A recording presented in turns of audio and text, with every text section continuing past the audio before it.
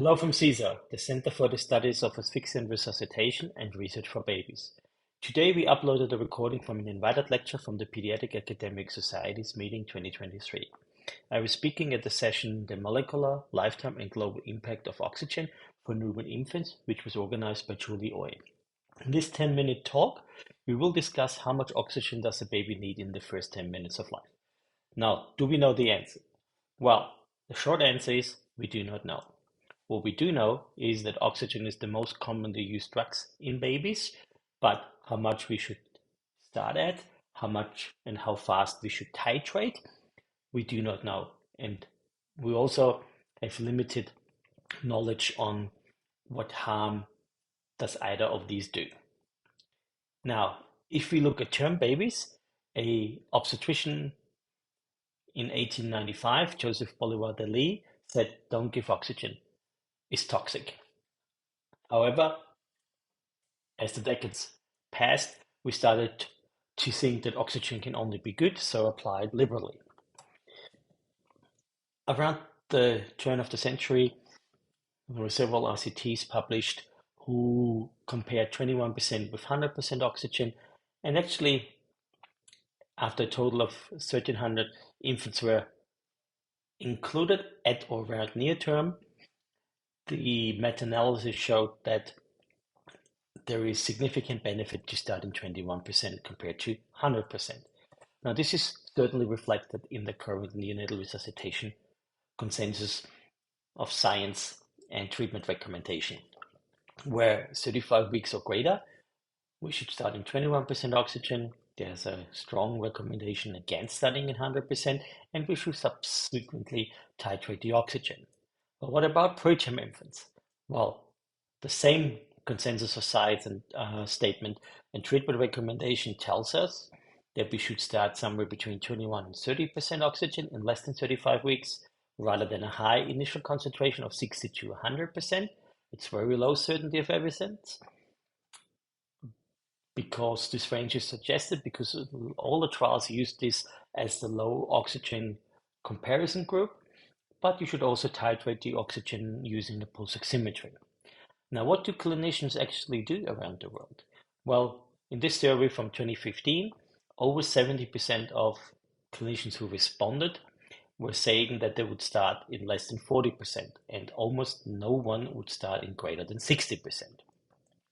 Good, so now we know that most people will follow the current guidelines.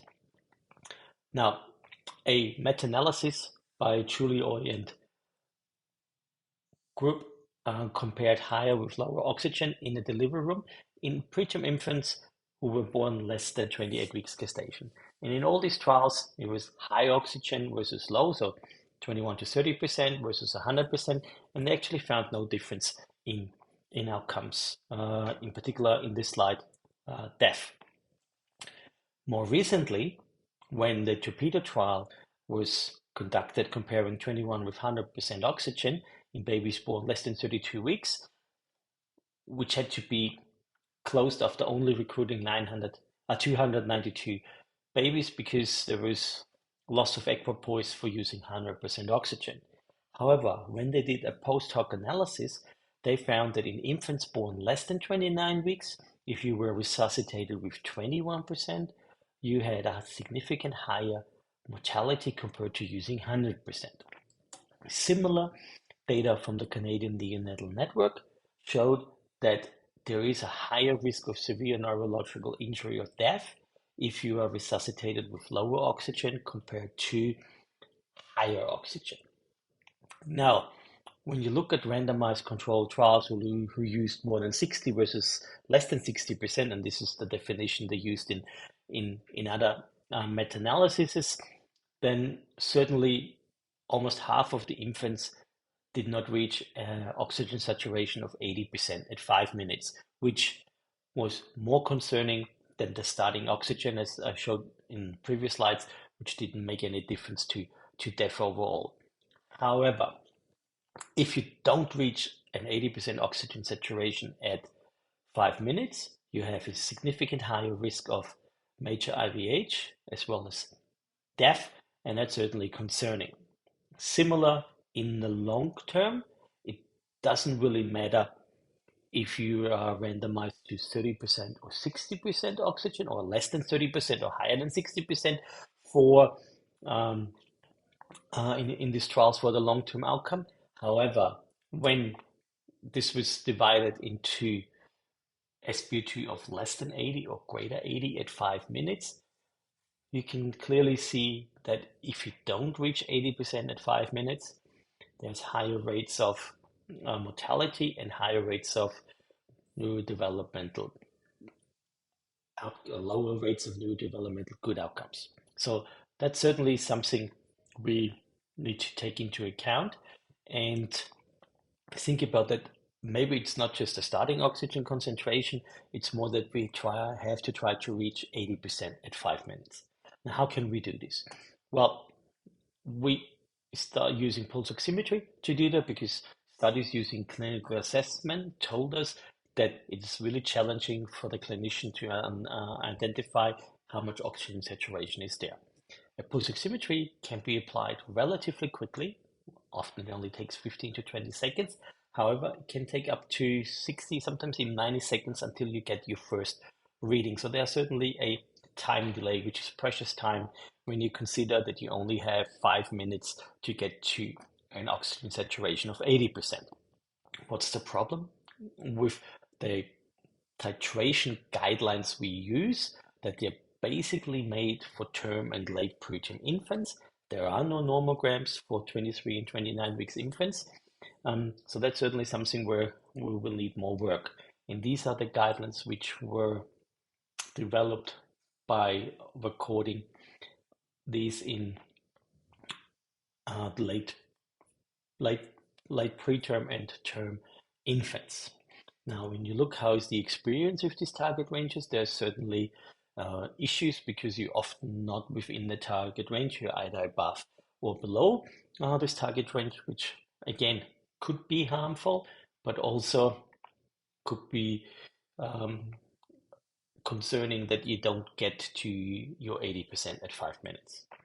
So this certainly leaves the clinician in a challenging position as neonates are still vulnerable either from hyperoxia or hypoxia in those effects, and therefore we need large multi-center international trials who have a large enough sample size and are powered to look at important longer term outcomes like neurodevelopmental outcomes or mortality. And those hopefully will help to guide clinical practice with confidence afterwards. Now, there is a lot of things on the horizon. First is something which is called net motion, which is an individual patient meta-analysis, which will combine all the previously published data and should hopefully be published by the end of 2023. Currently ongoing are several trials. One is the HILO trial, which is a cluster randomized trial using 30 or 60% oxygen, as well as the Torpedo trial, which uses 30 and 60%. The difference between those two trials is one is a cluster, the other one is an individual randomized RCT. And there's also the DOXY trial, which will compare low oxygen with 100% while still attached to the cord. All three trials will go into a prospective IPD or individual participant analysis, which is called promotion, and hopefully will be available in 2027 as well. There's a trial called OptiStart, again an individual RCT, which will use different nomogram targets for each minute to guide oxygen saturation. And with this outlook of almost 4,000 more babies being randomized to different oxygen concentration, we might get a better understanding within the next 5 years of what we need to help babies guide the oxygen. Thank you, and please follow us on Twitter or YouTube or visit our webpage for more.